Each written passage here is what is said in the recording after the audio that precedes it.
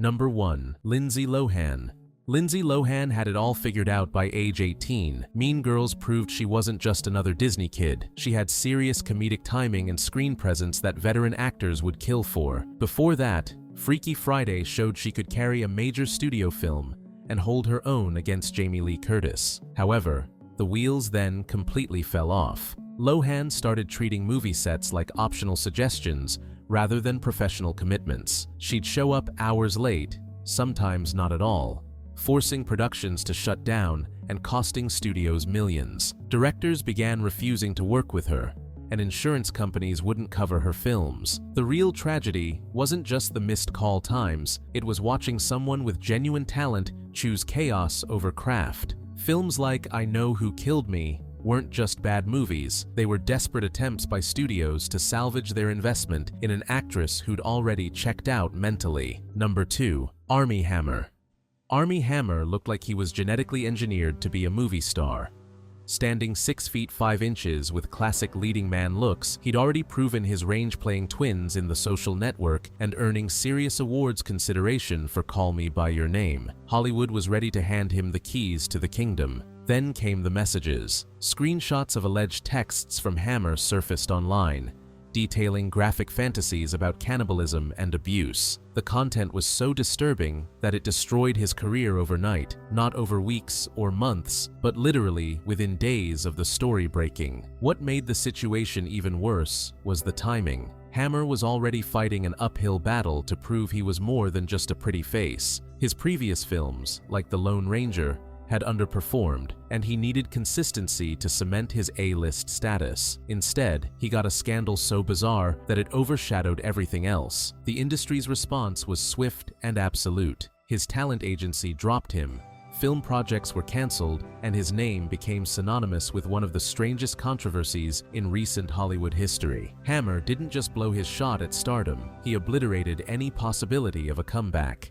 Number 3. Hayden Christensen. Landing the role of Anakin Skywalker should guarantee a lifetime of leading man status. Instead, it became Hayden Christensen's career death sentence. The Star Wars prequels were massive box office successes, but critics and fans savaged Christensen's performances as wooden and emotionally flat. The backlash was so intense that it followed him everywhere. When Jumper was released, audiences couldn't see past his stiff delivery in Attack of the Clones and Revenge of the Sith. The movie flopped, cementing his reputation as someone who couldn't carry a film outside the Star Wars universe. What's tragic about Christensen's story is that he showed promise before Star Wars. Life as a House demonstrated he had emotional range when working with the right director. But once the prequel hate train started rolling, nothing could stop it. Rather than fight through the criticism, Christensen essentially disappeared from major Hollywood productions. He chose a quieter life away from the spotlight,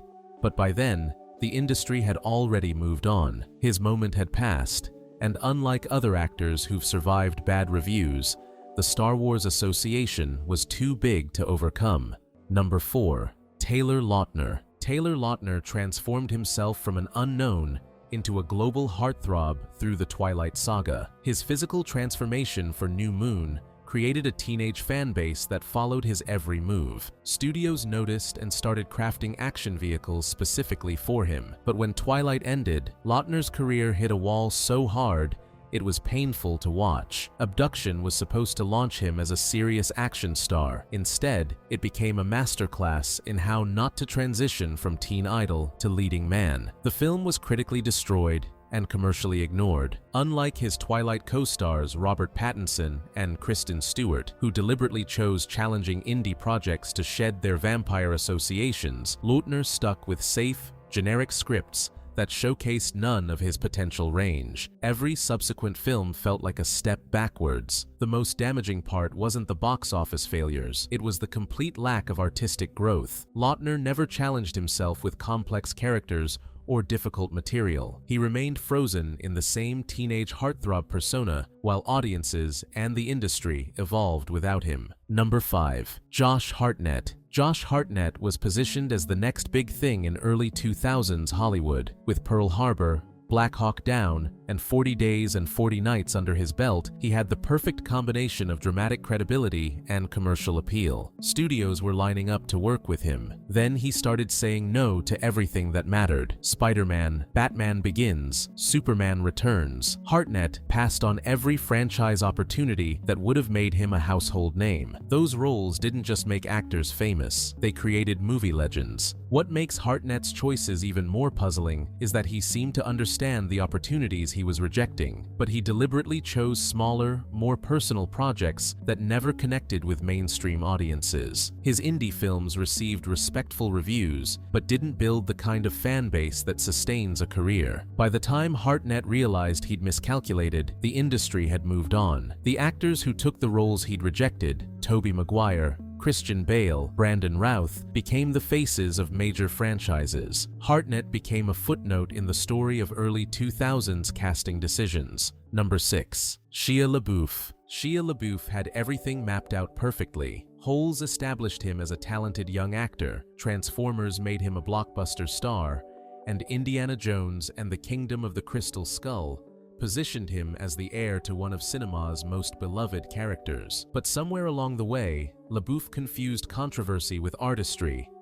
His public behavior became increasingly erratic, performance art pieces that bordered on the absurd, arrests that made headlines for all the wrong reasons, and interviews that left people questioning his mental state. Even when he tried to pivot into serious dramatic work with films like Honey Boy and American Honey, his off-screen chaos overshadowed his on-screen performances. Directors started viewing him as more trouble than he was worth, regardless of his undeniable talent. The final blow came with allegations of abuse that destroyed what remained of his industry support. LaBeouf had managed to burn bridges not just with audiences, but with the filmmakers who had believed in his potential. His career became a cautionary tale about self-sabotage. Number 7. Brittany Murphy. Brittany Murphy had the rare combination of comedic timing and dramatic depth that could have sustained a decades-long career. From Clueless to Girl, interrupted to 8 Mile, she proved she could excel in any genre and hold her own against any co-star. But Murphy's career trajectory changed dramatically in her final years. She began accepting roles in low-budget thrillers and forgettable comedies that didn't showcase her abilities. Reports of erratic behavior and health problems started overshadowing her work.